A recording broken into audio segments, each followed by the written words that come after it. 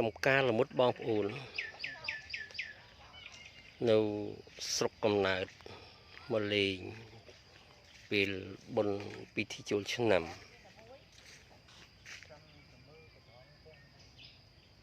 ចំការល្មុត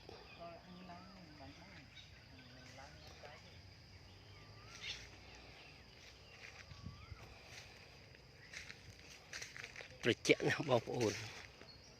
ចំការល្មុតជួលមកដល់ខាងក្នុងមានពន្លឺថ្ងៃច្រើនយ៉ាងណាក៏នៅតែត្រជាក់ដែរបងប្អូន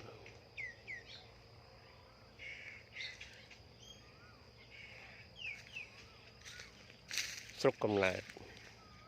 ដែលមានល្មុតជារុក្ខជាតិផ្ដល់ផ្លែផ្លា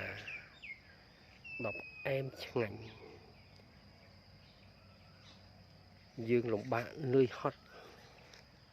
ការងារច្រើននៅក្នុងទីក្រុងពេលមកដល់ស្រុកកំណើតអាកាសធាតុខ្យល់ត្រជាក់រសៀករសៀកកន្ទ្រាក់អារម្មណ៍សប្បាយចិត្តទោះបីជាយើងនឿយហត់ប៉ុណ្ណាក៏ដោយមកដល់ស្រុកកំណើតឃើញផលដំណាំដែលលោកឪពុកអ្នកម្ដាយបានដាំសម្រាប់ឲ្យកូនចៅបានពិសាគឺជាគុណបំណាច់ដ៏ថ្លៃថ្លារបស់លោកអ្នកមានគុណ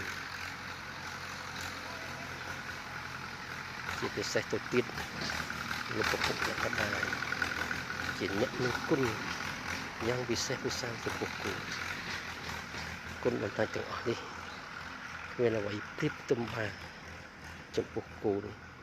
ត្រូវតែមានការតបស្នងសងគុណទោះបីជាការតបស្នងសងគុណយ៉ាងណាក៏ដោយក៏មិនអាចស្មើនឹងគុណលោកឪពុកអ្នកម្ដាយបានដែរបងប្អូនប៉ុន្តែប្រសិនបើយើងបានធ្វើការតបស្នងសងគុណជីវិតរបស់យើងក៏ជួបប្រទះតែនឹងសេចក្តីសុខសេចក្តីចម្រើនត្រជាក់ត្រជុំ